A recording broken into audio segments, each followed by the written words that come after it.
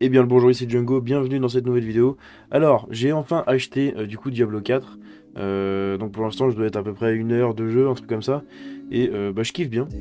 Donc j'ai pris, je joue une sorcière foudre. Et le jeu est vachement cool. Donc après à voir évidemment à la suite si je me lasse pas. Mais pour l'instant bah, j'ai grave envie de continuer l'aventure. Et justement, en parlant de Diablo 4, euh, il y a un mec qui doit quand même sacrément avoir le seum. Diablo 4, le perso du premier niveau 100 en hardcore est mort après une déconnexion serveur. Alors, il y a un mec, je sais pas si vous avez vu, au bout de 4 jours, 4-5 jours, il est passé, enfin ça a été du coup le premier mec à atteindre le niveau 100 en hardcore. Donc hardcore c'est la difficulté où si vous mourrez dans le jeu, votre personnage est supprimé. Donc faut vraiment pas crever.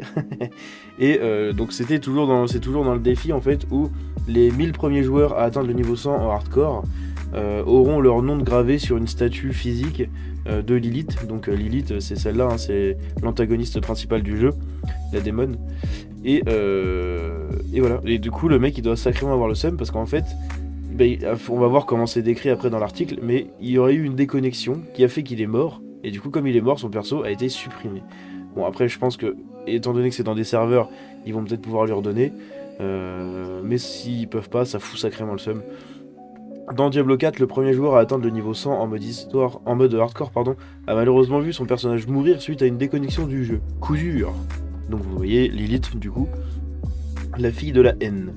Selon PC Games N, Swabkarn A9, un streamer sur Twitch, a récemment réussi à atteindre le niveau 100 dans le mode le plus difficile du jeu, et Blizzard l'a officiellement reconnu comme étant le premier à le faire. Cependant, alors que Karn continue à jouer dans l'espoir d'affronter le boss final, il a été victime d'une déconnexion serveur. Ça fout le seum, hein, parce que les déconnexions de serveur, malheureusement, c'est des choses qui peuvent arriver. Hein. Et en jouant en hardcore, franchement, le mec il doit être dégoûté. Vraiment, il doit vraiment être dégoûté. Faut que j'arrête de dire le seum, hein, ça fait déjà 50 fois que je l'ai dit depuis le début de la vidéo.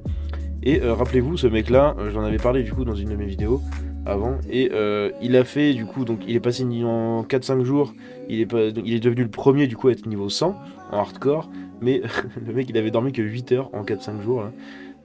C'est assez chaud quand même, hein, pour rester comme ça bloqué devant un écran, le mec il doit avoir les yeux défoncés.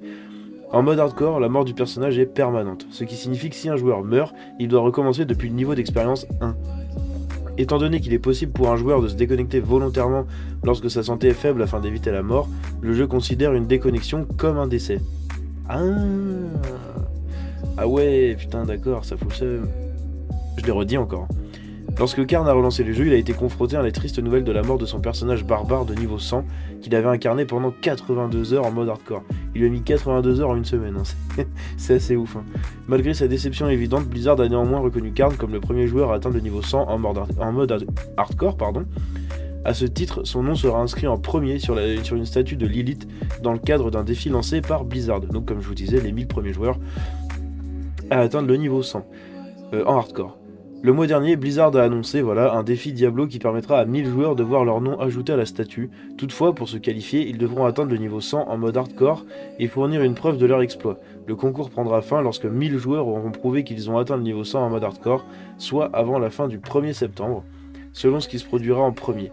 Étant donné que les joueurs ne sont pas tenus de terminer le jeu une fois le niveau 100 atteint, l'exploit de Karn pourra tout de même être honoré sur la statue. Diablo 4 est disponible dès maintenant sur Xbox Series X, S, Xbox One, PlayStation 4, PlayStation 5 et PC. Plusieurs éditions sont proposées chez les marchands habituels et vous trouverez les meilleurs prix ci-dessous. Blablabla. Donc, franchement, courage à lui. J'espère que Blizzard va pouvoir le faire rip-hop, mais en espérant que la suppression du personnage ne le supprime pas des serveurs, ou du moins pas tout de suite, qu'il y ait un petit temps du coup au cas où il y a une erreur ou n'importe. Parce qu'admettons vous faites hacker votre compte, quelqu'un supprime vos persos, bah ce serait quand même bien s'ils peuvent les récupérer, donc ce sera assez sympa s'il y a un espèce de rollback qui peut être fait sur la semaine par exemple ou quelque chose comme ça. Mais là franchement le mec il doit être dégoûté de la vie, hein, c'est un truc de ouf. Il a passé 82 heures sur le jeu en une semaine, il a dormi 8 heures, c'est devenu le premier joueur mondial à être niveau 100 hardcore. Et il se fait délète son perso à cause d'une vieille déconnexion. Franchement, il doit être dégoûté, putain.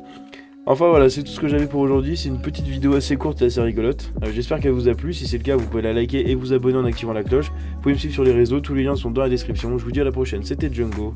Ciao.